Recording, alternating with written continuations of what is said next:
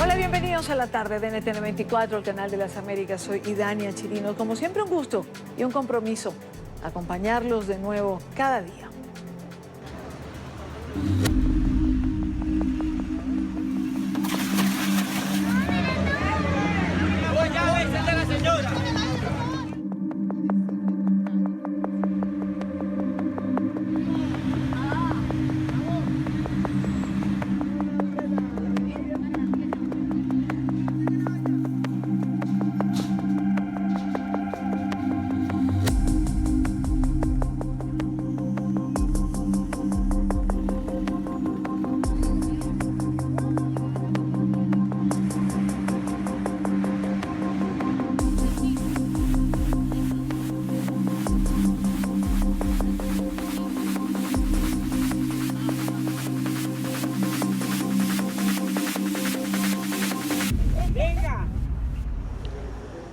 Estas son las imágenes que reflejan la desesperación de los venezolanos para conseguir agua.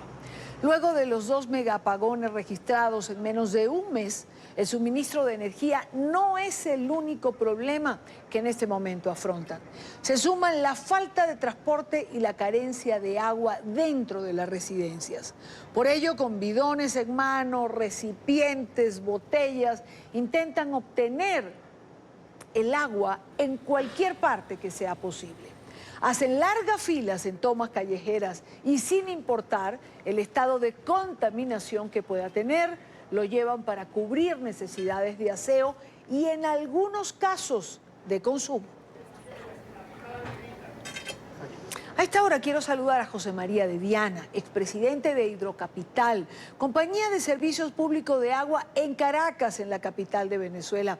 Ingeniero de Viana, un gusto tenerlo en NTN 24. Un placer estar con ustedes, Idania.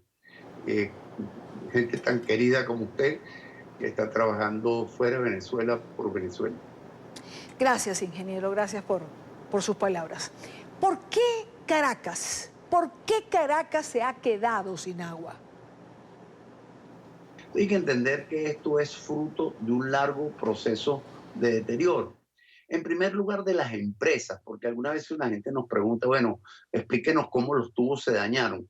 Yo puedo explicarle cómo los tubos están dañados, pero antes que dañar los tubos, dañaron a la organización, es decir, a Hidrocapital, el Metro de Caracas.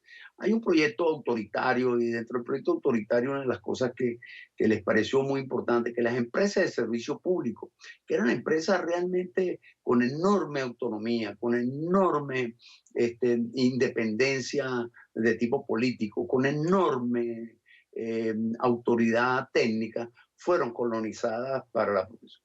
¿Qué es lo que está ocurriendo? Mire, tuvimos un accidente en el sistema interconectado de abastecimiento de energía eléctrica. En el sistema de Caracas, en el sistema de Venezuela, la fuente más grande, más generosa de energía está sobre el río Caroní, un río además que de ser de una gran belleza tiene unas formaciones rocosas que permitieron construir allí un conjunto de aprovechamientos que aún no hemos terminado, pero que ya tienen la mayor parte de la energía eléctrica del país.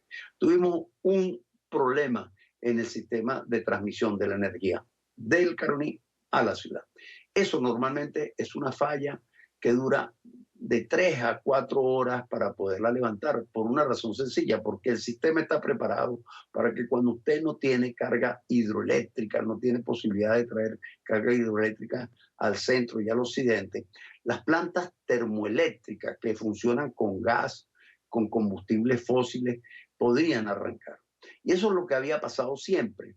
Bueno, en este accidente justamente que ocurre, entre otras razones, por problemas de mantenimiento, pero ocurre que al ocurrir la falla sobre el embalse hidroeléctrico más importante, las reservas de plantas térmicas que están al lado de las ciudades precisamente para auxiliarlas en un momento de emergencia como esta, no arrancaron. Usted me pregunta por qué. Mire, porque no están disponibles, porque están en mal estado, porque no tienen mantenimiento, algunas porque no tienen ni siquiera combustible para arrancarlas.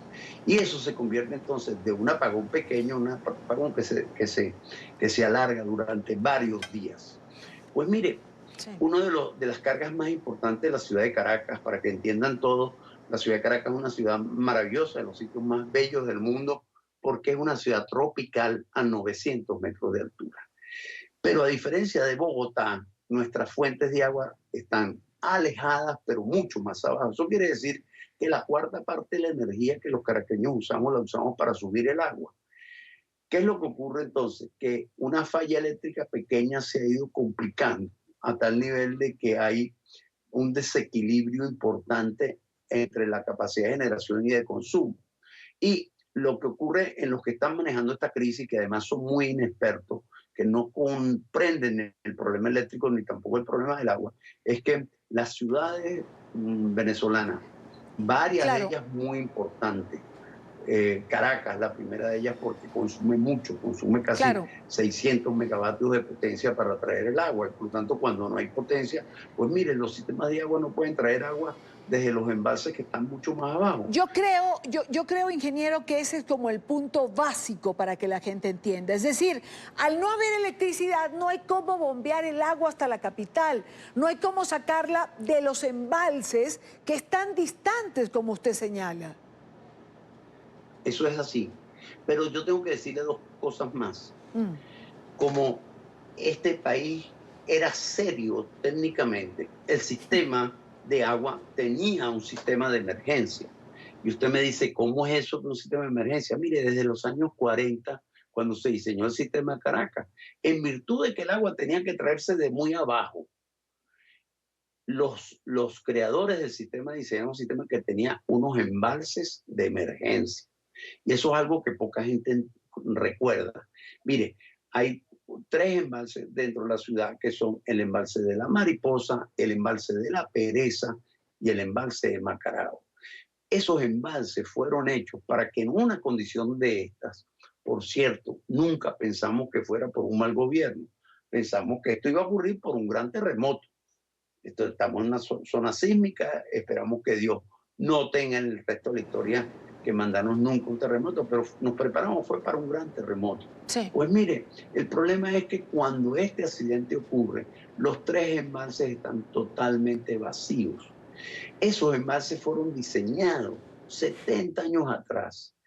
Mire, para que cuando ocurriera una falla de esta por gravedad, alimentar la ciudad durante 15 días, el tiempo suficiente para que usted se recuperara. Usted me dice, bueno, ¿y por qué no los pusieron a funcionar? Mire, porque los actuales administradores de Hidrocapital tienen los tres embalses absolutamente vacíos y cuando llegó la emergencia, que para la cual nos preparamos 70 años atrás, mire, conseguimos que los tres embalses están vacíos y por lo tanto entonces la situación es muy, muy angustiosa. Mire, para el día de ayer la ciudad tenía 7 días sin recibir una gota de agua y eso es algo terrible porque Claro. este es un valle que no tiene fuentes propias de agua y toda el agua que utilizamos viene importado de cuencas externas. Mm. Ahora, ingeniero de Viana, ¿cuál es el pronóstico? ¿Qué va a pasar en los próximos días? Las cosas no se arreglan solas. En los sistemas mecánicos y eléctricos, Sí. las cosas hay que arreglarlas. Y el problema más serio que veo es que efectivamente de parte de los que tienen el poder sobre esos sistemas, no hay ninguna declaración en la cual digan nos equivocamos, lo estamos haciendo mal, lo vamos a corregir, porque usted sabe que las crisis como esta que tenemos son las madres de la transformación, son las madres del cambio. Cuando pasa una cosa de esa nos damos cuenta que lo que hicimos estaba mal hecho y que esto no debe repetirse más nunca. Mire, si el país cambia políticamente, el país tiene la voluntad de reconstruir un país de excelencia, donde los servicios públicos sean de primera calidad, porque ya lo hicimos. Y todos esos sistemas que estamos hablando fueron diseñados con los más altos niveles de ingeniería y de calidad. Por lo tanto, son sistemas que van a responder muy bien a la rehabilitación. Fíjense que no estamos hablando ni siquiera de construir cosas nuevas. Mire, Venezuela construyó una infraestructura de enorme calidad y durante años hemos venido un equipo numeroso de técnicos estudiando cómo repararlos y ponerlos a funcionar en el momento que haya un cambio político. La esperanza nuestra, Idania, efectivamente está en que el país cambie. Si el país cambie, los venezolanos tenemos capacidad de reconstruir nuestro sistema para volver a ser un orgullo de la región y para muy especialmente restituir la calidad de vida de nuestros vecinos que en estos días han sufrido más que nunca. Ahora, ingeniero, fíjese una cosa que me preocupa y preocupa a muchísima gente. Cuando vemos las imágenes de la gente agarrando agua del Guaire, que es un río donde van las aguas negras, cuando vemos a la gente bañándose en el río, le pregunto a cuánto estamos de una crisis de salud pública. Bueno, yo creo que ya tenemos problemas y de hecho los especialistas en la materia, la doctora Susana Rafali ha declarado ayer que el problema del agua va a generar problemas sanitarios importantes. ¿Por qué? Mire, porque son problemas masivos. Mire, las personas han estado buscando agua dentro de la ciudad que en general es de muy mala calidad. Agua de nuestro río Guaire, que es el colector de la escorrentía, pero en este momento Exacto. también del retorno de las aguas servidas. La gente ha estado tomando de los manantiales, que al final son retorno de las aguas servidas en los barrios. Han tomado es decir, agua que no son de calidad. Por cierto, la primera angustia de las personas es porque en sus casas la disposición discreta, la evacuación de las piezas sanitarias, llega un momento que genera enorme angustia. Entonces usted dice, bueno, ¿por qué la gente toma agua del río Guaire si huele mal y tiene mal efecto? Bueno, que la casa de las personas está peor que ese río. Ahora, ingeniero de Viana, ¿por qué no decir la verdad? ¿Por qué no decirle a la gente qué tiene por delante? ¿Cómo asumir la crisis? Mire, esto es un pueblo pacífico. Sí. Paciente, amante de la paz. Pero mire, es un pueblo bravo. Es un pueblo al cual hay que explicarle con transparencia lo que está pasando. Y los venezolanos tenemos capacidad de sufrir en extremo, pero si tenemos esperanza y si nos dicen la verdad. El problema más serio aquí no solamente es que no hay agua, sino que no le han dicho a los ciudadanos qué está pasando, por qué está pasando. Y especialmente no hay un mensaje de esperanza, Idania, en el sentido de decir, mire, estamos pasando por algo muy malo, esto va a demorar tanto tiempo, pero después me comprometo con ustedes a que esto no va a pasar más nunca. Eso es lo que quieren escuchar los ciudadanos. Efectivamente, hay una situación que además yo agrego al tema sanitario, Idania, el verdadera angustia, porque esa situación de desorden público es presagio de desórdenes sociales. Ya tuvimos en la ciudad de Maracaibo desórdenes muy importantes. Y de verdad que nosotros queremos que los cambios en Venezuela se den en paz y con la menor cantidad de violencia. ¿Verdad que esta crisis ha sido una de las pruebas más difíciles para los venezolanos? Quiero agradecer a José María de Viana, expresidente de Hidrocapital, compañía de servicios públicos de agua en Caracas. Muchísimas gracias por estar con nosotros. Un placer estar con ustedes, Idania. Para nosotros tenerle. Por otra parte, una situación de caos se ha presentado hoy en la frontera entre Venezuela y Colombia. Mire, con el coche, la señora y el niño encima de los containers.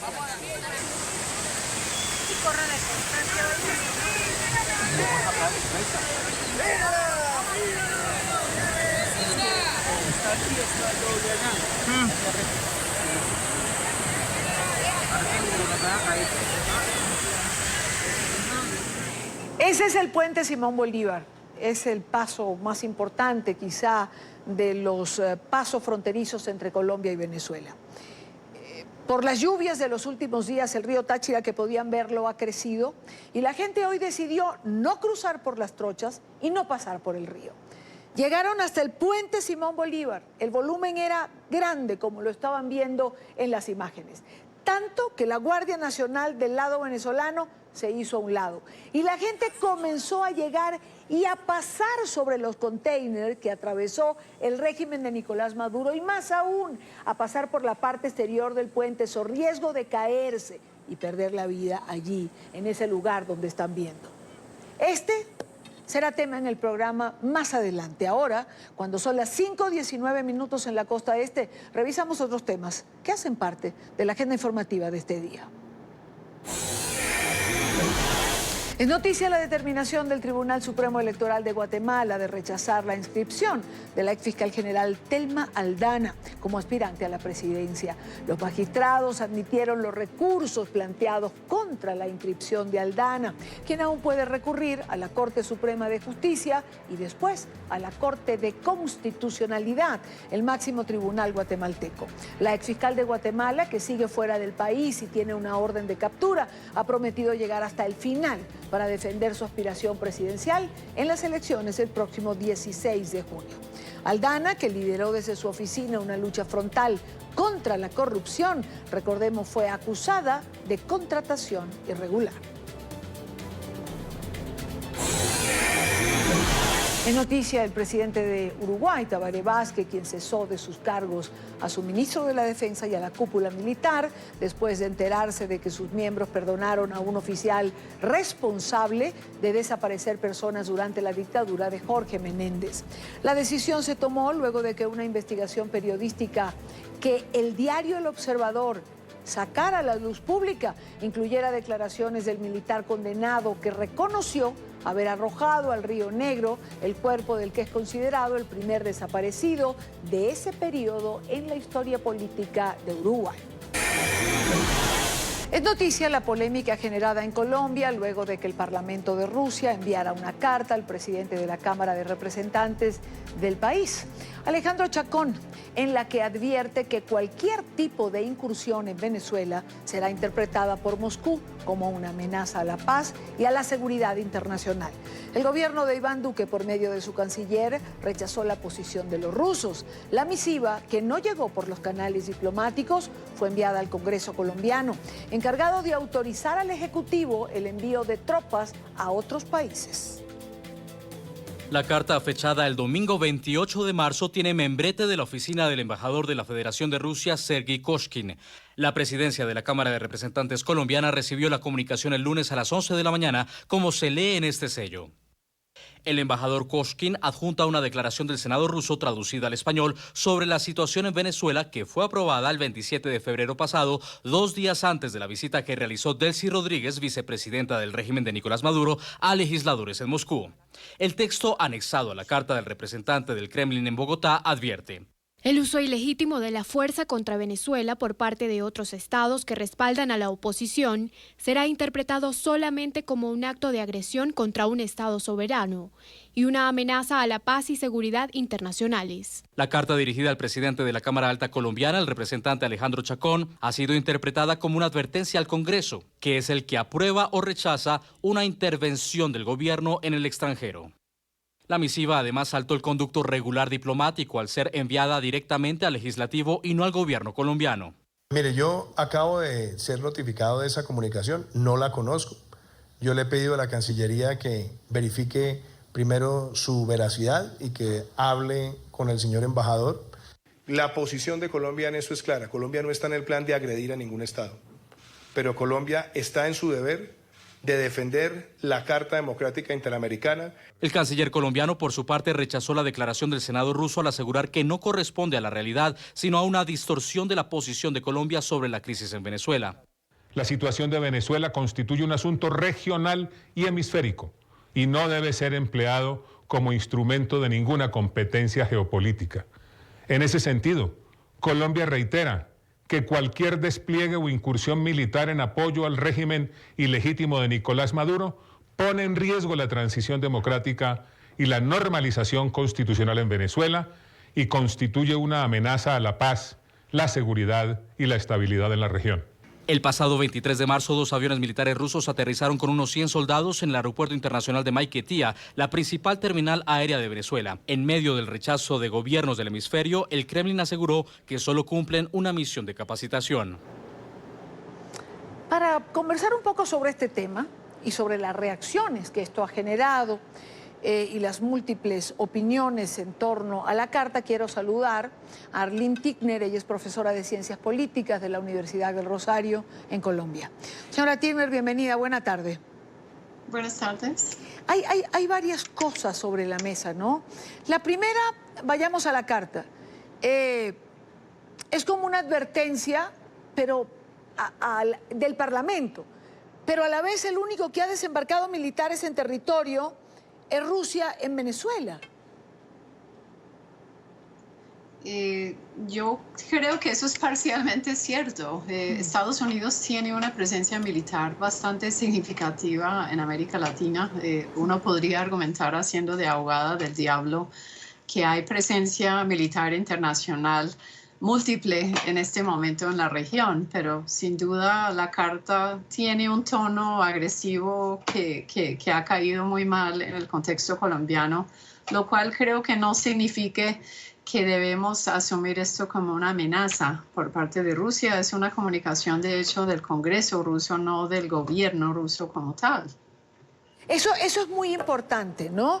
Porque cuando dicen, bueno, no llegó por los canales diplomáticos correspondientes, pero es que no es una carta del gobierno, es decir, es una carta de un parlamento a otro. No es una carta que está enviando Vladimir Putin, por ejemplo, al presidente Duque. Exactamente, yo creo que esto es una observación fundamental.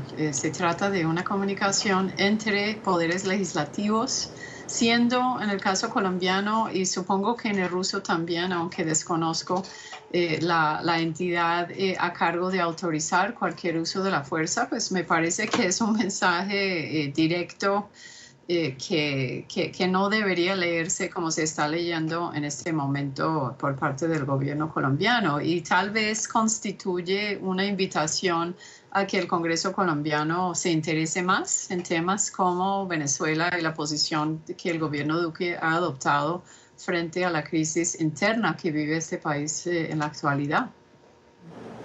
En todo caso, el encargado de responder, quizá con un paso adelante, fue el canciller de la República, Carlos Holmes Trujillo.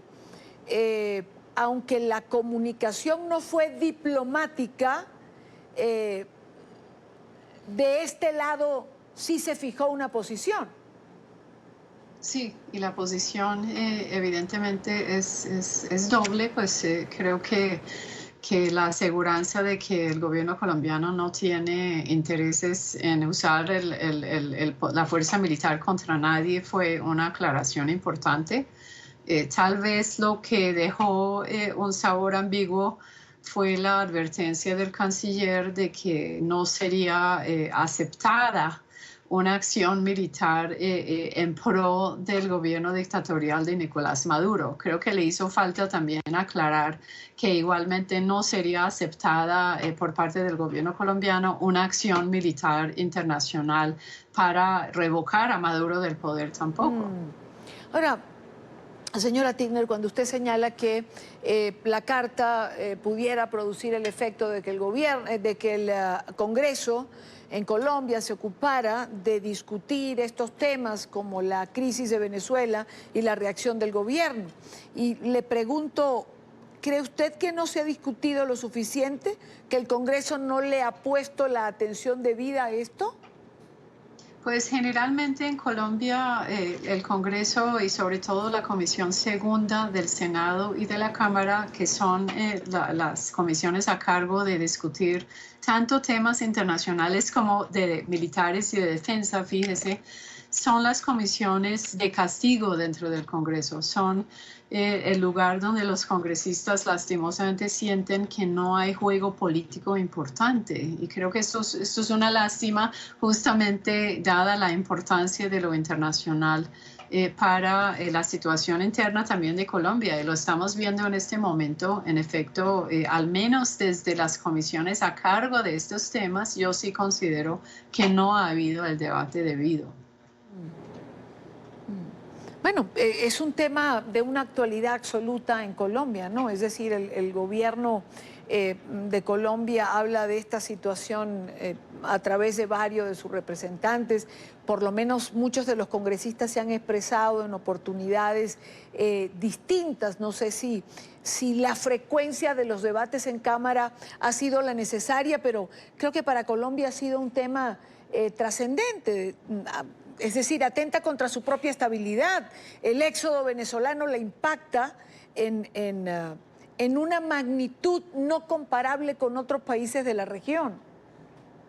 Y usted tiene toda la razón. Lo que intento decir es que la rama legislativa del poder público en Colombia no le da a los temas internacionales la importancia que deben tener en cuanto a debates que libra y que realiza el Congreso a manera de control de lo que hace el Ejecutivo. Y creo que sí estamos viendo esto en el caso de Venezuela. Entiendo perfectamente.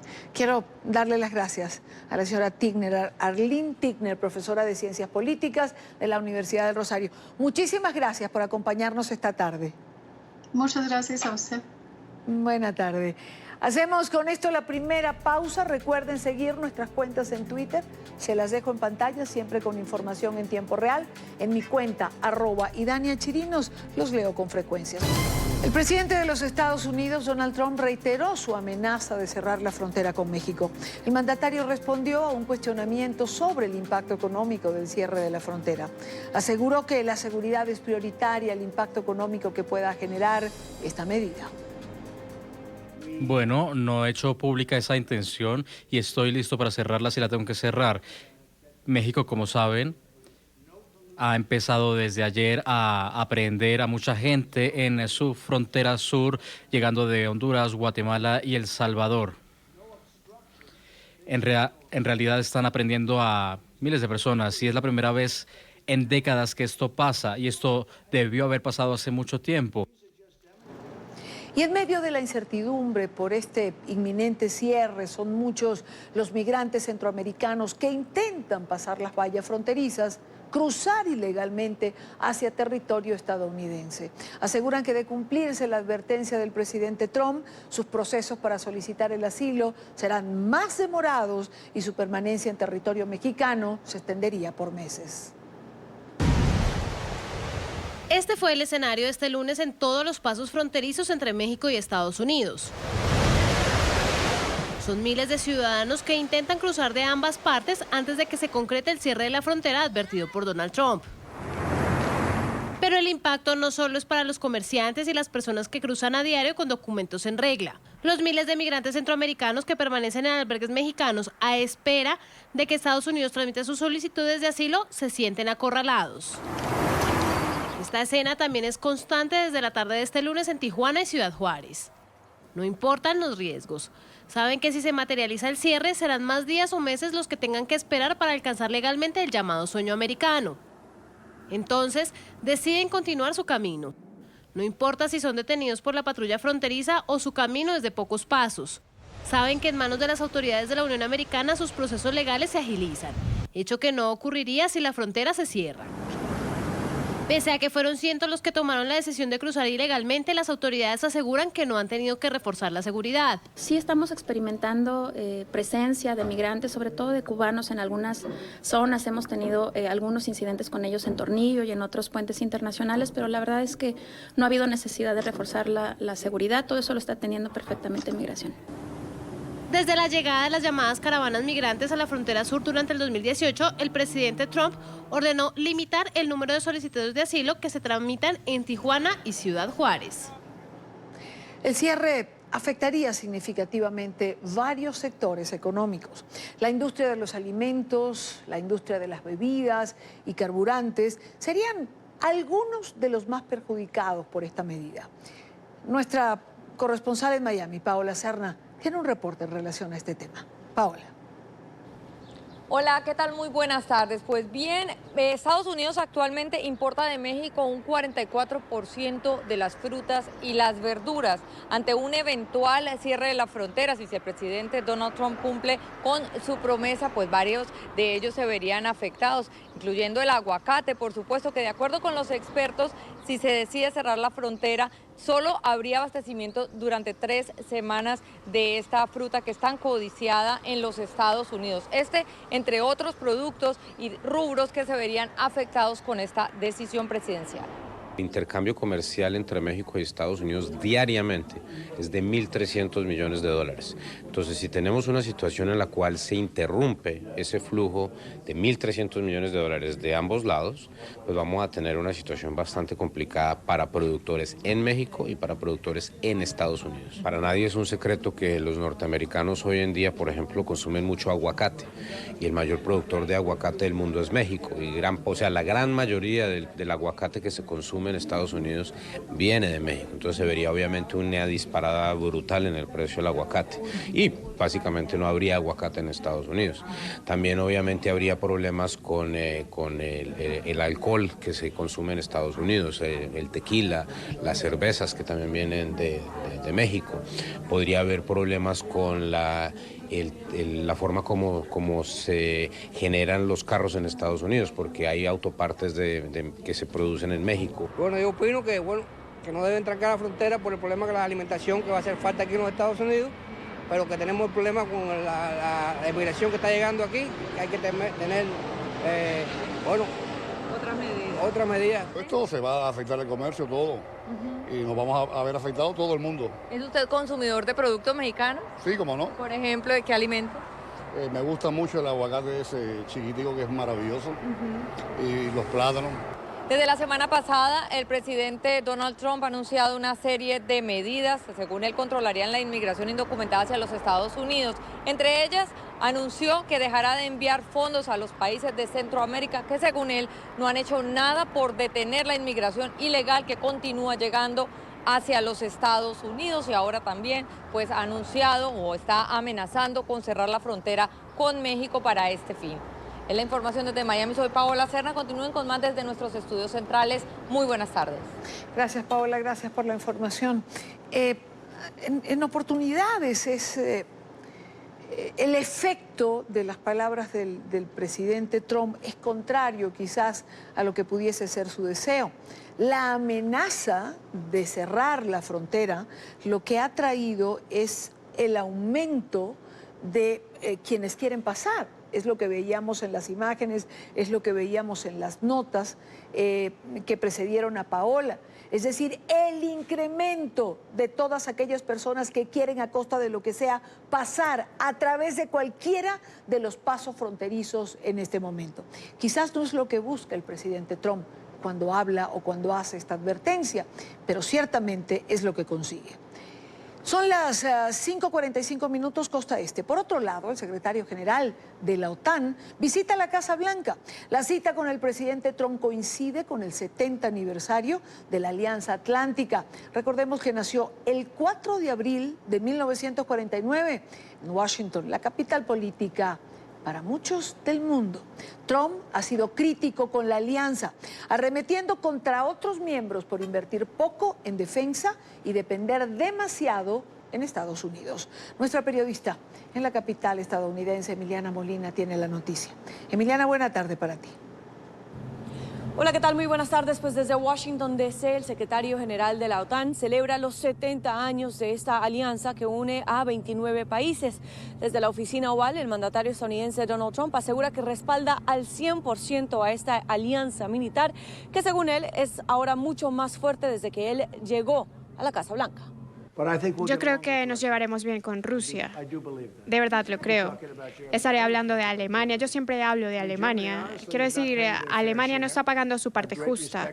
Tengo un gran respeto por Angela y un gran respeto por el país. Mi padre era alemán y nació en un lugar hermoso en Alemania, así que tengo un gran cariño por Alemania, pero ellos no están pagando lo que deberían pagar. Ellos están pagando cerca de 1% y deberían estar pagando 2%, y Estados Unidos a lo largo de los años llegó a un punto donde ha pagado 4.3%. Los aliados están invirtiendo más y esto da más capacidades. Necesitamos mantener esta credibilidad. Venezuela, por supuesto, será uno de los temas sobre la mesa, y especialmente la amenaza que representa representa Rusia en el hemisferio occidental.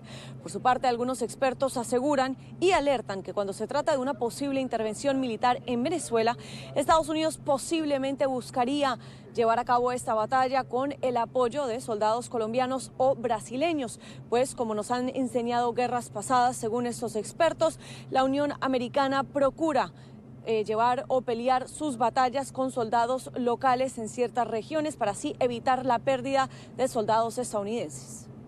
Nosotros, más que utilizar soldados estadounidenses, nosotros utilizamos soldados de esos países respaldados por aeronaves y drones estadounidenses, y eso nos permite básicamente matar, digámoslo así, más afganos este año de lo que hemos matado en años anteriores. En 17 años hemos matado más ahora que en años anteriores, y la intención es perder la menor cantidad de soldados estadounidenses posible. A los ciudadanos no les importa que los políticos puedan resultar reelectos. Entonces, en Venezuela tienes la posibilidad de que el ejército estadounidense haga una intervención, y sería utilizando fuerzas paramilitares en Venezuela. Entonces, algunos venezolanos en sí mismos, pero también colombianos y brasileños. Significa que no hay coincidencia en que Trump diga quiero que Brasil se una a la OTAN y quiero que Brasil pueda comprar todas las armas que quiera. Sí, es una situación muy difícil. Nosotros creemos que debe ser resuelta a través de diplomacia, a través de negociaciones. Sería horrendo si hubiera algún tipo de confrontación militar entre las fuerzas venezolanas y rusas y de Colombia y de la OTAN y de Estados Unidos. Sería un desastre.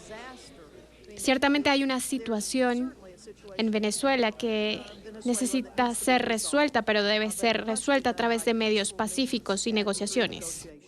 Mientras que otros expertos aseguran que una alianza como la OTAN no debería existir y que los países miembros que tienen armamentos nucleares deberían considerar otras opciones para proteger al resto del mundo. Siguiendo la política de Rusia y otras naciones, lo que demuestra es que estamos en una nueva carrera nuclear, lo cual podría tener más sentido en el futuro, pero lo que deberíamos estar haciendo es darnos cuenta de que no podemos usar armas nucleares. No hay una defensa real que venga de las armas nucleares. Y mi organización, nosotros estamos explicando que no puede haber una respuesta médica a un ataque nuclear, y por lo tanto, la única manera segura de ir es acabar con las armas nucleares. Y por lo tanto, la OTAN, que actualmente está a cargo de estos programas nucleares y está bajo el paraguas de Estados Unidos, debe encontrar una manera diferente y una estrategia de seguridad. Mañana, ministros de Relaciones Exteriores de la OTAN se reunirán en el Congreso estadounidense para continuar con estas celebraciones que, según ellos, han traído más de 7 décadas de paz a todo el mundo. Esta es toda la información que tenemos desde la Casa Blanca. Emiliana Molina, regreso al Centro Internacional de Noticias. Gracias, Emiliana, gracias por la información. Y varias de las más grandes ciudades de los Estados Unidos, como San Francisco, Los Ángeles, han restringido desde hace años atrás el uso de bolsas de plástico en el sector comercial. Nueva York se ha agregado a esta lista tras la aprobación de un nuevo acto de ley. El veto definitivo entrará en vigor a mediados de 2020. La noticia con nuestro periodista Alejandro Rincón. Alejandro, buena tarde. Hola, feliz tarde para todos. Hace 2 años, la ciudad de Nueva York implementó una normativa a nivel local para vetar el uso de las bolsas de plástico en el sector comercial. Sin embargo, la industria del plástico ejerció presión tal que el Estado intervino y bloqueó la entrada en vigor de esa iniciativa local. Tras una serie de negociaciones, la legislatura estatal neoyorquina retomó esta causa y finalmente ha logrado este acuerdo histórico para que Nueva York dé ese paso adelante en la protección del medio ambiente e imponga un veto definitivo al uso de las bolsas de plástico en el sector comercial. Hay una particularidad de la estrategia, siguiendo el ejemplo de otras ciudades a nivel de los Estados Unidos que ya implementan esta restricción. Se detectó que el público, ante la restricción al uso del plástico, se vuelca rápidamente a la compra de bolsas de papel. Por eso se ha considerado que se permita a ciudades como Nueva York optar por implementar normativas para cobrar una tasa al uso de las bolsas de papel, con el objetivo de que a través de la tasa se refuerce y se motive aún más el recurrir a bolsas que sean reciclables o reutilizables. Hablamos con la autora de la normativa local para la ciudad de Nueva York sobre la importancia en ayudar con estas estrategias a cambiar el comportamiento de los consumidores.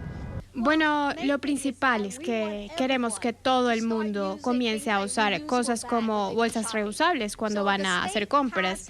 Así que el Estado pasó una prohibición contra las bolsas plásticas, pero no queremos que las personas comiencen a usar bolsas de papel y por eso hay un cargo de 5 centavos y ese dinero puede ir al departamento ambiental para que ayude a limpiar el ambiente y el resto puede usarse en la ciudad para hacer más bolsas reusables para ayudar a nuestra comunidad.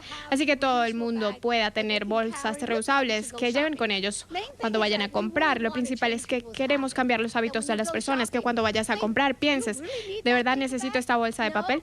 No, si traes tu propia bolsa reusable, necesitas pagar. California es actualmente la única región de la Unión Americana que implementa con éxito un veto a las bolsas de plástico en el sector comercial. Todos los condados que, por ejemplo, componen Hawái han bloqueado ya este uso de las bolsas de plástico, aun cuando allí no se tramitó un veto a nivel estatal, de manera tal que Nueva York es el segundo estado de todo el país en implementar este tipo de veto. Hablamos con una de las organizaciones que a nivel de la Unión Americana ha sido líder en la promoción de este tipo de estrategias sobre la importancia de seguir dando este tipo de pasos para proteger al medio ambiente. En Washington ellos adoptaron un cargo de 5 centavos en todas las bolsas y el uso se redujo en 60% de inmediato. Pero ese cargo es lo que ha cambiado el comportamiento de las personas. Sin eso veríamos a las personas usando cualquier bolsa que sea disponible. De acuerdo con lo previsto por la normativa estatal de Nueva York, el 1 de marzo de 2020 entrará en vigor el veto definitivo a las bolsas de plástico en esta región de la Unión Americana. Es todo lo que tenemos para ustedes por ahora. Continúen con más en la tarde. Continuamos con más en la tarde de NTN 24 cuando son las 6:03 en Caracas, Venezuela. Según la Confederación Venezolana de Industriales con Industria, un total de 10.000 empresas desaparecieron del parque industrial venezolano desde que llegó la llamada revolución bolivariana al país. Miles de trabajadores y de profesionales han quedado sin empleo y se han visto obligados a buscar futuro en otros países. Este es un informe de Oliver Fernández en Caracas. Operativas solo quedan 2.500 grandes empresas que deben invertir un capital de al menos $700.000 cada una para poder subsistir. De lo contrario, el destino es la quiebra. ¿De cuántas empresas grandes de verdad van quedando? Bueno, muy pocas, ¿no? ¿Cuántas quedan vivas? La estimación es que van quedando unas 2.500. Esa fue la última estimación de contabilización que nosotros hicimos. Bueno, cuando le vamos preguntando a las que van quedando vivas, cuántos son sus requerimientos de inversión, llegamos a esta cifra de la última lámina, donde vemos que en promedio se requiere de unos $700.000 por empresa.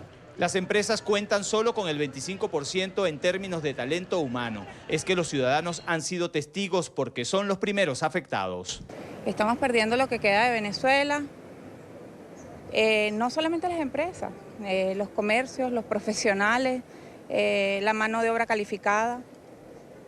Se está perdiendo Venezuela. En el año de 1997, más de 2 millones de personas trabajaban de forma directa o indirecta para el sector industrial. Hoy la realidad muestra a un sector en extinción. En este momento estamos hablando de que estamos más bien cerca de unas 800.000 personas. Entonces te das cuenta de que ahí hay más o menos 1.600.000 puestos de trabajo que se han venido perdiendo con el pasar de los años.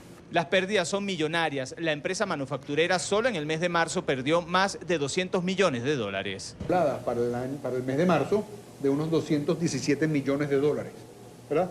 Y sobre eso, por la jornada recortada que tenemos, estamos haciendo una estimación que para el mes de abril, de continuar la situación como está, unos 320 millones de dólares, ¿no? 320 millones de dólares en una economía tan pequeña como se ha transformado la economía venezolana es realmente importante.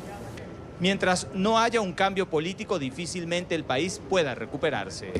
Venimos en este proceso de contracción de la economía y salvo que haya un cambio político que estimule el que haya inversión, tú no puedes pensar de que va a haber un crecimiento del mercado, no puedes pensar de que vas a tener acceso a financiamiento. Ángeles Ruiz vivió la pérdida de su empleo y cómo la empresa se fue acabando hasta llegar casi a la quiebra.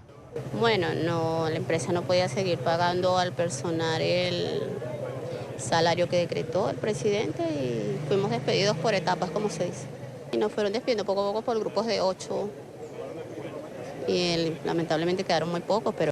Lo más lamentable para los industriales es el capital humano que se ha ido perdiendo. Sin embargo, aseguran no tener dudas de que será recuperado una vez que cese lo que han denominado la usurpación de Nicolás Maduro. Es la información que manejamos desde Caracas. Continúen con más de la tarde de NTN 24.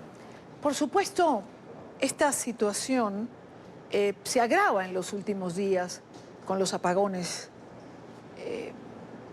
2 grandes apagones en menos de un mes. Es decir, la consecuencia para el sector industrial es muchísimo mayor.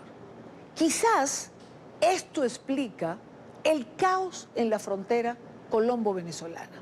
El día de hoy, desesperados, decenas de personas se subieron sobre los contenedores que bloquean el puente limítrofe Simón Bolívar para poder cruzar después de que el río que separa ambos países, el río Táchira, aumentara su cauce y les impidiera el paso por caminos alternos. Los puntos de entrada están cerrados, recordemos, desde febrero por el régimen de Maduro, por lo que las llamadas trochas son la única conexión para cruzar. Diego de Pablos, periodista de nuestra cadena aliada Noticias RCN, tiene un informe. Diego, adelante. Hola, buenas tardes. A esta hora hay centenares de personas aquí sobre el puente internacional Simón Bolívar entre San Antonio del Táchira y Villa del Rosario, y esta situación se presenta ante el incremento que tiene en este momento el caudal del río Táchira. Ha llovido en las últimas horas, eso ha provocado que se incremente el caudal en el río y por ese motivo no se pueden utilizar las trochas. Muchos se han arriesgado a pasar por este río Táchira, pero están solicitándole urgentemente a la Guardia Nacional que abra rápidamente los pasos fronterizos. Helado de coco. Desde muy temprano, centenares de personas comenzaron a concentrarse en el puente Simón Bolívar entre norte de Santander y el estado Táchira para poder atravesar la frontera. El alto caudal del río Táchira impidió que hoy se habilitara el paso por las trochas. Es un riesgo, de verdad que sí. ¿Usted pasaría así? No me atrevo, por ahora no me atrevo, pero tengo que esperar. Adultos mayores, mujeres y niños desesperados solicitan a las autoridades venezolanas que se abra la frontera. Yo digo que las autoridades acá deberían de no dejar pasar porque ahí todo el mundo se está asfixiando y desmayando. Los usuarios de las trochas esperan que baje el caudal del río para poder pasar la frontera. Espera que baje el río. O sea, la mercancía que llevamos para allá, lo que podemos comprar aquí, no nos dejan pasar para allá. La policía a esta hora trata de controlar la situación y de organizar las personas sobre el puente internacional. Por el metro que está habilitado, pues la congestión de personas no da abasto este sitio. Por lo menos 30.000 personas que diariamente usan las trochas para atravesar la frontera están a la espera de que baje el río o que la Guardia Nacional habilite el paso fronterizo. A esta hora lo que se vive es desesperación y angustia por parte de estas personas que están solicitándole a las autoridades colombianas que gestione con las autoridades de Venezuela la apertura rápida de los puentes internacionales. Eso es todo por el momento. Desde la frontera colombo-venezolana, Diego de Pablos, Noticias RCN. Gracias a Diego de Pablo por la información. Y ante esta situación, el director de Migración Colombia, hagamos una cosa. Quiero mostrarles lo que fue el paso desde Venezuela. Quiero compartir, esto es del lado de Venezuela. Aquí comenzó a llegar la gente en horas de la mañana. Allí ven los contenedores detrás, los que el régimen de Maduro atravesó allí. Estos fueron los containers que comenzaron a pasar. Coches, bebés, señoras, muchachos, muchachas. Esto fue lo que ocurrió. Y esto es por la parte de afuera de la estructura del puente, a riesgo de caerse, porque como había tanta gente dentro del puente, evidentemente el tránsito se puso lento. Los guardias nacionales, ante la cantidad de personas que se presentó, permitieron el paso. Estos son los venezolanos entregándole esa joven que se desmayó a los colombianos. Finalmente, los niños y los adolescentes son los que más sufren dentro de estas aglomeraciones de personas. Además, no sabemos, o mejor dicho, sabemos que no están bien alimentados, que están desnutridos, no sabemos cuántas horas han caminado. Esta es la situación de hoy. Ante esto, Christian Kruger responsabilizó al régimen de Maduro por lo que pudiera ocurrirle a las personas que transitan por la línea fronteriza. El funcionario cuestionó de nuevo los bloqueos en los puentes internacionales, la restricción en la movilidad en los pasos fronterizos autorizados, pues a su juicio lo que se ha logrado es incentivar el uso de las trochas como áreas de paso binacional. Responsabilizo al usurpador Maduro por lo que le pueda llegar a suceder a toda la población que está transitando diariamente entre los dos países. Recordemos que en estos días se ha incrementado el cauce del río Táchira y estas personas se están viendo obligadas a pasar por los únicos puntos habilitados, en este caso el puente Simón Bolívar. Este puente donde el usurpador Maduro impuso unas barreras físicas, unos containers para impedir que estas personas puedan cruzar. El día de hoy, muchas de las personas se acercaron a ese punto para lograr pasar hacia Colombia, otros hacia Venezuela, muchos con productos que llevaban de Colombia hacia Venezuela, otros que querían entrar a comprar productos, medicamentos, bienes de la canasta básica familiar que no consiguen en su país y la Guardia Venezolana no les permitió ese paso. Ese es un riesgo en que se está poniendo a toda esta población. Además, recordemos que la acumulación de personas en este puente, junto con esas barreras físicas, con estos containers, pueden generar un debilitamiento de este puente. Adicionalmente, poniendo en riesgo a todas estas personas que están cruzando el día a día, como lo han venido haciendo históricamente. Es la posición de Christian Kruger, director de Migración Colombia. Estuvimos hace poco en Las Trochas, desde allí reportamos para ustedes y lo que decía o lo que dice Christian Kruger es lo cierto. Lo que se ha hecho es estimular el paso por trochas, los pasos no autorizados que finalmente ponen en peligro la vida de quienes están utilizando esos caminos. Nos acompaña David Pernía, él es concejal del municipio Cárdenas en el estado Táchira, miembro de la coalición Ayuda y Libertad Venezuela. Concejal, muy buena tarde, gracias por estar aquí. Sí, muy buenas tardes.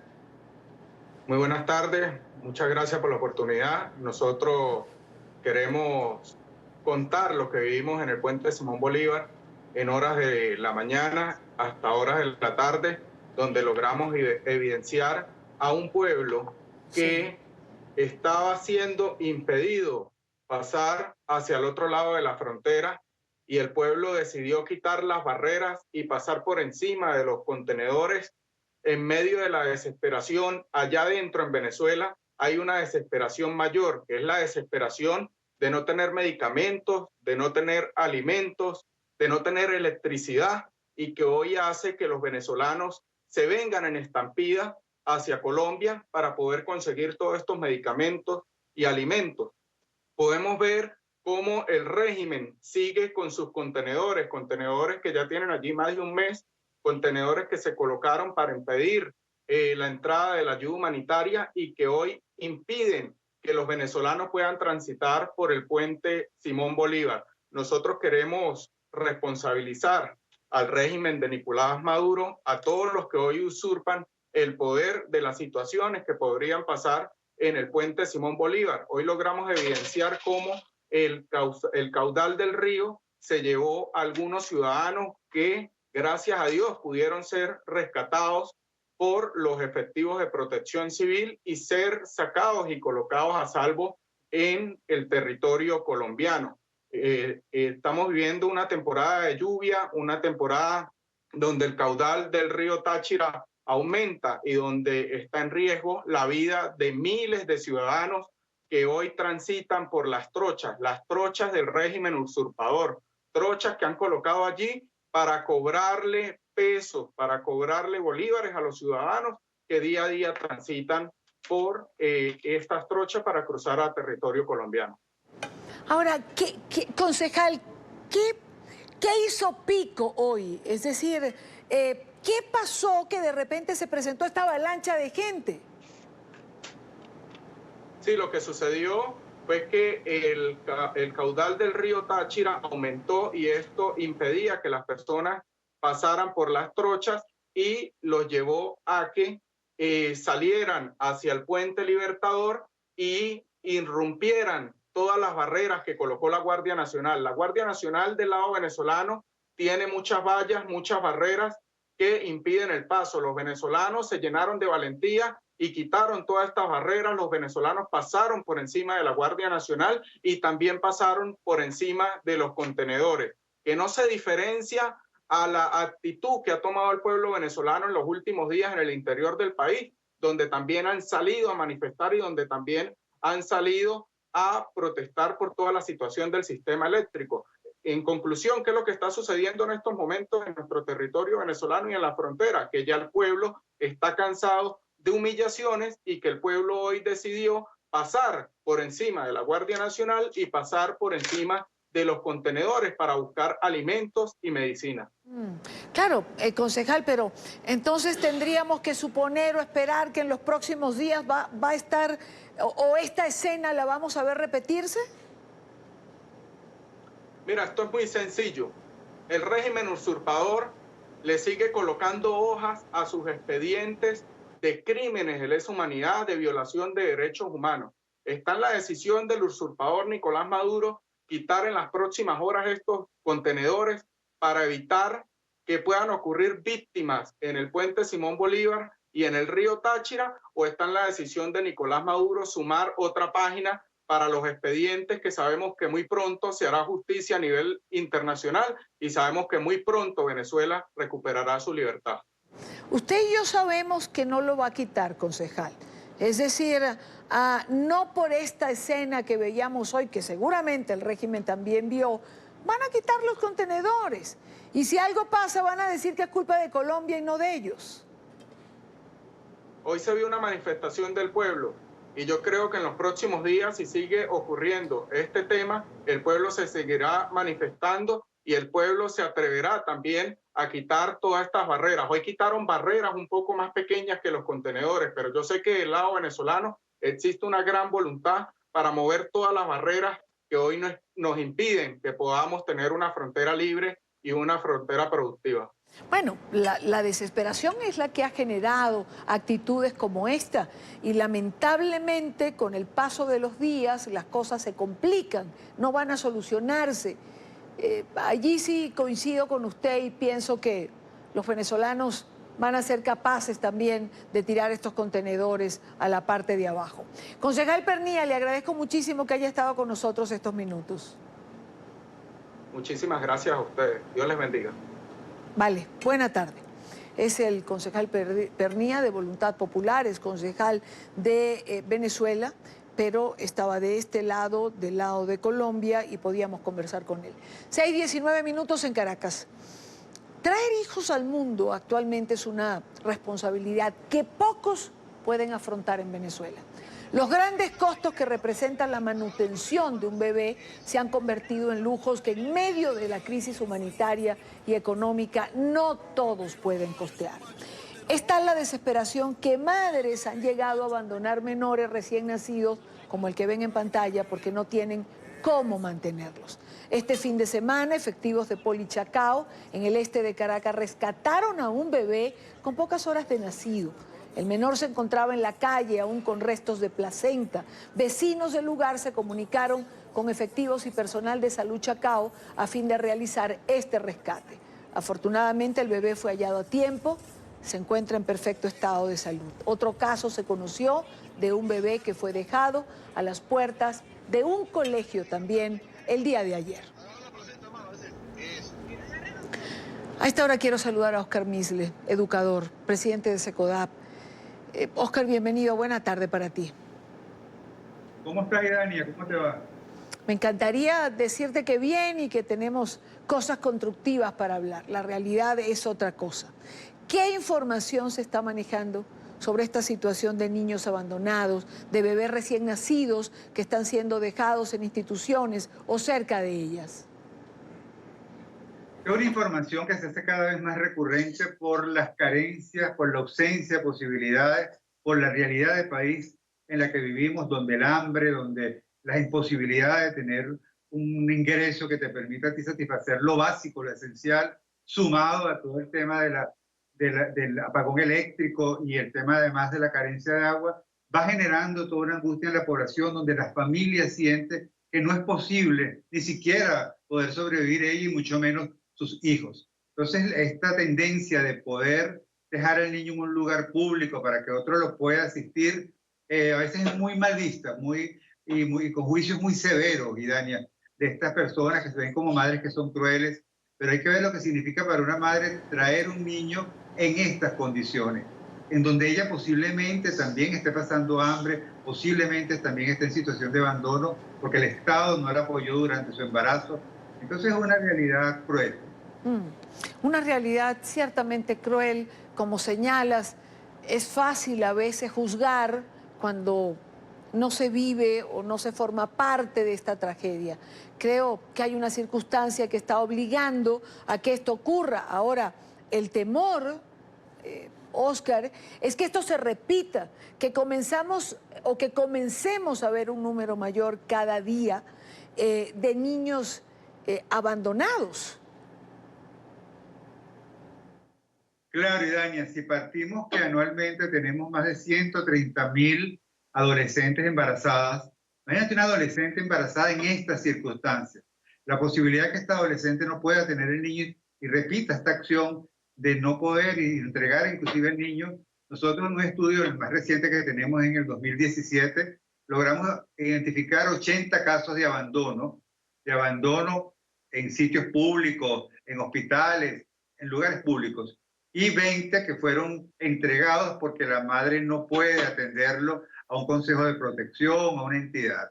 Entonces la posibilidad de que este año la tendencia sea mayor por todo lo que se vive es una realidad que debería activar un sistema de protección que pudiera garantizar que estas adolescentes pudieran tener la atención que merecen, desde el punto de vista de garantizar pues que su embarazo llegue a feliz término y contar con condiciones adecuadas. Sin embargo, yo sé que va a sonar duro, pero tenemos un sistema que más que proteger, desprotege, porque no está con el equipo preparado de profesionales para poder dictar las políticas y las públicas que permitan no solamente prevenir, sino intervenir para que esta madre pueda contar con el apoyo y no tenga que tomar una decisión tan dura y drástica como esta.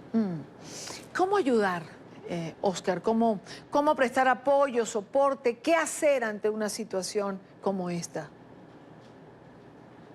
Fíjate, nos tenemos que movilizar como sociedad. Ciertamente lo que estamos viviendo actualmente en el país ha aparecido lo más oscuro, pero también lo más noble del ser humano a través de la solidaridad, a través de la empatía con el otro, a través de la compasión, pero no basta, porque no se trata de acostumbrarnos y asumir como normal lo que estamos viviendo.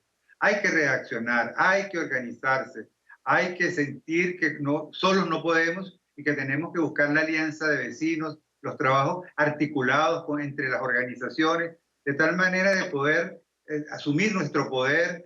Nuestro mayor poder, yo siento que lo más subversivo que puede haber es la esperanza.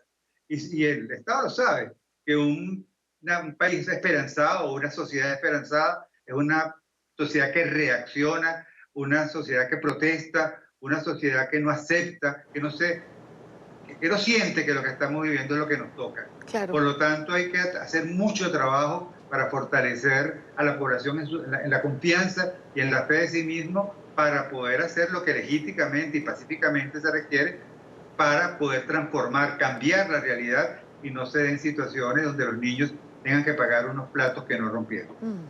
Ahora, ¿Cómo manejar ese subregistro que existe en relación a cifras vinculadas a la infancia?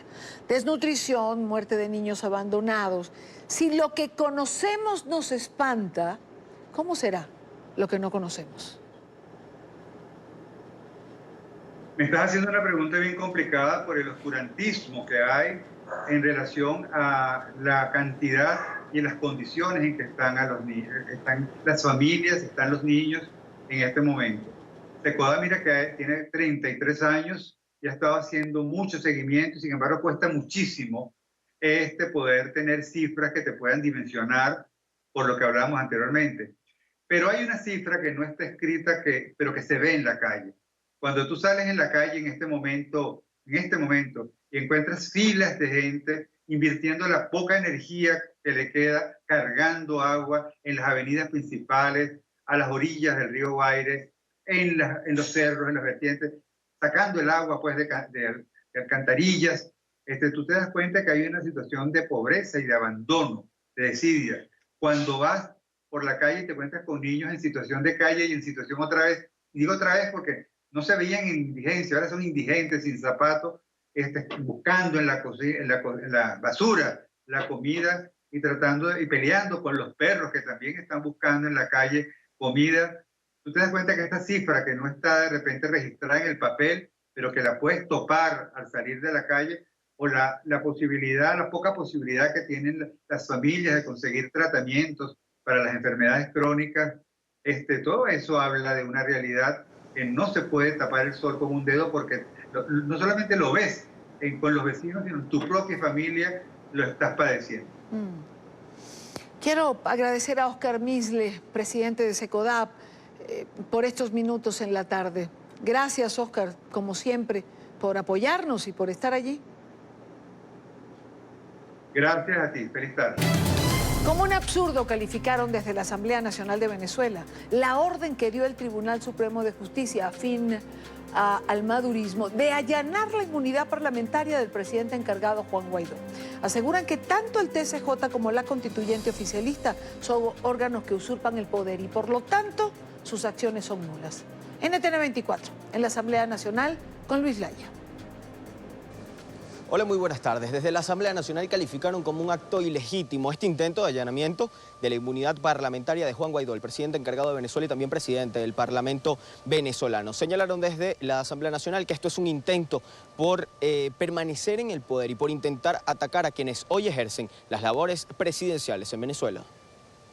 No se trata de inhabilitación, de allanamiento, sino simplemente persecución y fuerza bruta al haber perdido absolutamente el respaldo del pueblo de Venezuela. Muchísimas gracias, colega parlamentario. Nuestra preocupación sigue siendo que llegue la luz, que vuelva el agua y que tengamos una vida normal de nuevo en Venezuela. Seguimos adelante, como usted lo dijo, diputado. Asimismo, rechazaron las acciones violentas por parte de colectivos quienes han salido a las calles a atacar las protestas y las manifestaciones por parte de los ciudadanos cansados de la falta de servicios públicos. En distintas ciudades del país han salido estos llamados colectivos que no son más que grupos paramilitares a agredir al pueblo venezolano. Ese pueblo que está cansado de no tener agua, de no tener electricidad. Desde la fracción 16 de julio de la Asamblea Nacional, además exigieron la activación del artículo 187, numeral 11 de la Constitución, para que una coalición militar extranjera acompañe el ingreso de la ayuda humanitaria. Aseguraron esto es un paso necesario ante la represión y la acción violenta de los colectivos. El país está vaciado de institucionalidad y por eso tenemos el derecho, pero también el deber de pedir ayuda, especialmente cuando solos no podemos, y está claro que solos no podemos. Además, rechazaron la escasez de los servicios públicos, la no activación del servicio de agua, así como las fallas eléctricas. Indicaron que esto es parte del colapso generado por la corrupción en el país. Esta situación que no tiene precedentes en Venezuela es lo que nosotros estamos viviendo actualmente en estos momentos. Porque no es solamente las implicaciones que tiene que no tengamos el servicio eléctrico, es la escasez de todos, la ausencia de todos los servicios conexos que conlleva el que no tengamos luz, el que no tengamos electricidad. Además, reconocieron como una victoria de las acciones y de la presión del Parlamento venezolano sobre el régimen de Nicolás Maduro el anuncio de la Cruz Roja sobre el ingreso de ayuda humanitaria en los próximos 15 días al país. Han indicado que esta primera fase ayudará a aliviar la crisis que viven los venezolanos. Desde Caracas, Venezuela, Luis Alejandro Laya para la tarde de NTN 24. Último minuto. NTN 24. Diosdado Cabello, presidente de la Asamblea Nacional Constituyente, ha leído una resolución en relación al allanamiento de la inmunidad parlamentaria de Juan Guaidó. Al término de leer esta resolución, dijo lo siguiente. Reunión de sala plena del día de ayer nos pide, para darle continuidad a todo lo que significan los procedimientos legales, se haga lo pertinente en esta Asamblea Nacional Constituyente para el allanamiento de la inmunidad parlamentaria de este ciudadano y que pueda de esta manera seguir el curso legal, todas las investigaciones necesarias y los juicios que sean necesarios para que haya justicia en nuestro país. En nuestro país. Yo quiero, para que haya justicia, esa justicia necesaria, que va a ser la garantía fundamental de la paz en nuestro país. Yo quiero dejar en el uso de la palabra a una mujer que ha vivido muchísimo en carne propia, estudiosa, ejemplo de... Bien, esto es lo que decía Diosdado Cabello, presidente de la Asamblea Nacional Constituyente. Pareciera el régimen cerrar el cerco sobre Juan Guaidó. Pero en esta parte del programa yo quiero saludar a Juan Miguel Mateus. Él es diputado a la Asamblea Nacional por el partido Primero Justicia. Diputado, bienvenido. Gracias por estar aquí. Muy buenas tardes, Idane. Muchísimas gracias por la invitación. No, gracias a usted por estar con nosotros. Se anuncia la posibilidad de allanar la inmunidad parlamentaria de Juan Guaidó, presidente de la Asamblea Nacional, presidente encargado. ¿Es posible? Legal no es. Ahora, quisiera que usted nos explicara quién ciertamente tendría la posibilidad de hacer esto.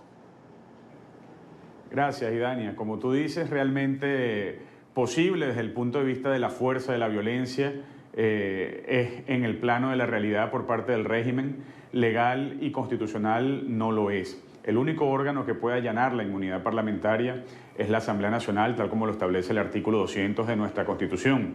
En segundo lugar, hay que decir que la Asamblea Nacional ha desmeritado y cuestionado muchísimas veces la cualidad de administrar justicia del Tribunal Supremo de Justicia, que hoy no es más que un apéndice judicial del partido de gobierno, del partido de la usurpación.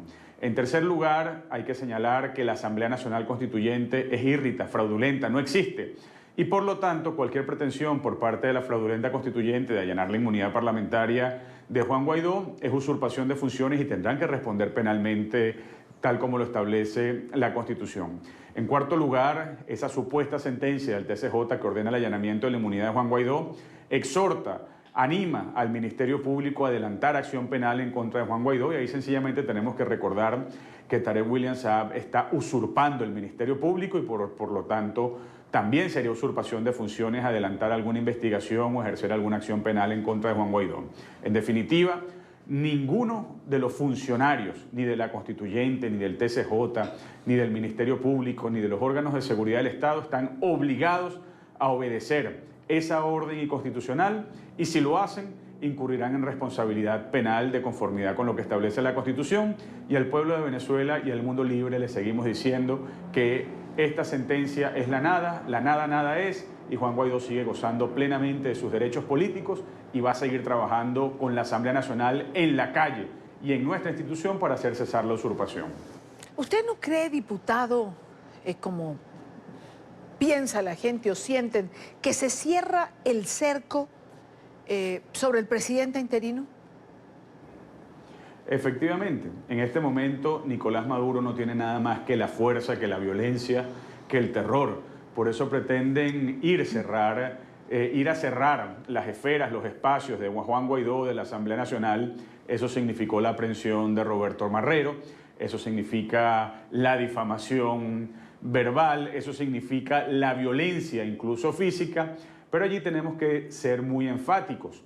Todo lo que haga el régimen de la usurpación de Nicolás Maduro en contra de Juan Guaidó sería un atentado en contra de un presidente de la República, un atentado en contra de un jefe de Estado legítimo, y nosotros estamos convencidos que la propia Asamblea Nacional, el pueblo de Venezuela y la comunidad internacional no lo vamos a permitir, y por lo tanto Nicolás Maduro tiene que saber que cometería un gran error.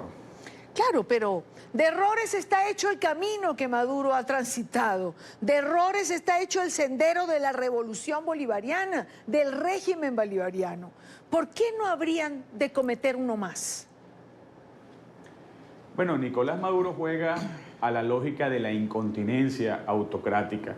Él está en una encrucijada en la cual él mismo es un gran autócrata, pero tiene que satisfacer a sus radicales, a sus rabiosos internos que quieren más violencia, que quieren más fuerza. Por supuesto que al régimen no le importaría un acto más de violencia, un acto más de persecución, un acto más de represión. Sin embargo, más allá de lo que ellos puedan pensar, la clave está en el pueblo de Venezuela, en la Asamblea Nacional y en la comunidad internacional. Que ellos actúen según lo que son, unos usurpadores autocráticos. Y Juan Guaidó, valiente en la calle como lo que es un demócrata, cuenta con el apoyo del pueblo de Venezuela, que se moviliza por él, que se moviliza porque él encarna la causa de la libertad, y la comunidad internacional también ha sido muy diáfana. Pues esto no quedaría sin consecuencias, esto no quedaría sin reacción por parte del mundo libre, de manera tal que nosotros estamos preparados para lo que sea, y el presidente Juan Guaidó lo ha dicho con mucha claridad. Nadie va a detener su marcha para liderar al pueblo de Venezuela hacia el cese de la usurpación. Como decía el Quijote, si los perros ladran es señal de que cabalgamos, y eso es lo que está haciendo Juan Guaidó con la Asamblea Nacional por amor a la libertad del pueblo de Venezuela y para que sea posible ese sueño de hacer cesar la usurpación cuanto antes. Quiero agradecer a Juan Miguel Mateus, diputado de la Asamblea Nacional por el Partido Primero Justicia. Gracias por habernos acompañado. Es la reacción ante lo que sucede, además, en la Asamblea Nacional Constituyente, con esto de seguir la ruta de allanar la inmunidad parlamentaria del presidente interino. Buena tarde para usted. Igualmente, hasta luego. Y ya en la última parte del programa, el equipo del presidente de los Estados Unidos otorgó credenciales de seguridad al menos a 25 personas cercanas a Donald Trump, entre ellas su hija Ivanka Trump y su esposo Jared Kushner, a pesar de las reservas del personal encargado de verificar los perfiles. En un memorándum, la encargada de emitir las credenciales informó al Congreso de las presuntas irregularidades cometidas ante la supuesta insistencia de prominentes allegados del presidente. Carolina Valladares tiene la información. Carolina. ¿Qué tal? Buenas tardes. Se trata de Tricia Newborn, precisamente quien se desempeña al frente de la Oficina de Personal de Seguridad de la Casa Blanca y quien ha sido funcionaria federal de los Estados Unidos durante 18 años, quien dio este chivatazo al Congreso de la Nación. Según ella, lo hizo después de comunicarle el problema a la cadena de mando y sin éxito estas personas pues no escucharon a sus preocupaciones. Ella dice que el presidente Donald Trump otorgó, de hecho anuló la decisión del personal del servicio secreto de no otorgar el acceso a los secretos de Estado a esas 25 personas. Según dijo Tricia en el memorándum, ella no dice quiénes son esas personas, pero los medios locales apuntan que al menos 2 de ellas serían del círculo muy cercano al presidente. En concreto apuntan, de hecho, a su hija, a Ivanka Trump, y también a su yerno, Jared Kushner. Y para que tengan conocimiento, la razón por la cual, por ejemplo, el servicio secreto puede no conceder este acceso a información tan confidencial, pudieran ser problemas de tipo económico, también haber tenido antecedentes delictivos, problemas con adicciones, o que consideren que las personas a las que se les tiene que dar acceso pudieran ser en el futuro víctimas de chantaje. De cualquier forma, consideran aquí en la Cámara de Representantes, donde nos encontramos los demócratas, que dando este acceso a estas personas, el presidente Donald Trump ha abusado de su poder ejecutivo. Ocurrir a unos poderes individuales que no te otorga la ley, es no solamente inapropiado, posiblemente sea ilegal, de que personas que acercadas a ti, tus hijos, miembros de la familia o otras personas no tengan que ir por el mismo proceso para determinar que no estén comprometidos y que puedan tener acceso a información y datos de gran importancia y seguridad.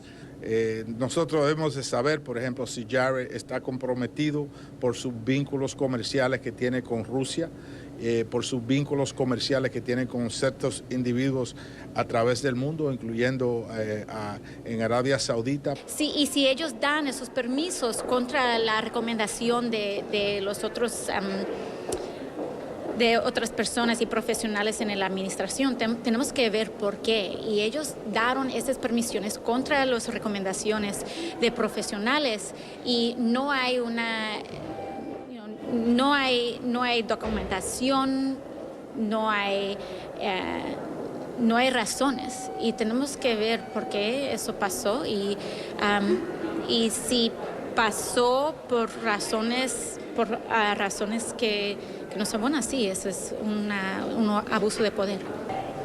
El Comité de Supervisión de la Casa de Representantes ha tomado cartas en el asunto y, de hecho, su presidente Elijah Cummings envió en el día de ayer, este lunes, una carta a la Casa Blanca porque quiere saber qué proceso siguió el presidente de los Estados Unidos, Donald Trump, para decidir otorgar esas credenciales de seguridad a estas 25 personas. Y también durante el día de hoy está reunido este Comité de Supervisión porque quieren esclarecer y conocer a qué personas van a llamar a declarar para obtener así más información sobre este hecho que está causando un poco de estupor en la bancada demócrata. Este es el reporte desde Washington, Carolina Valladares para NTN 24. Con esto llegamos al final de la tarde de hoy. Recuerden seguirnos en nuestras cuentas en Twitter, también en Instagram. Les dejo la cuenta en pantalla de Instagram, tanto del canal como mi cuenta personal. Gracias por estar allí. Hay noticias en pleno desarrollo. Esta noche en nuestra emisión estelar usted tendrá ampliación de las mismas. Nosotros nos vemos mañana a la misma hora para debatir, analizar, comentar la agenda informativa del día. Buena tarde para todos.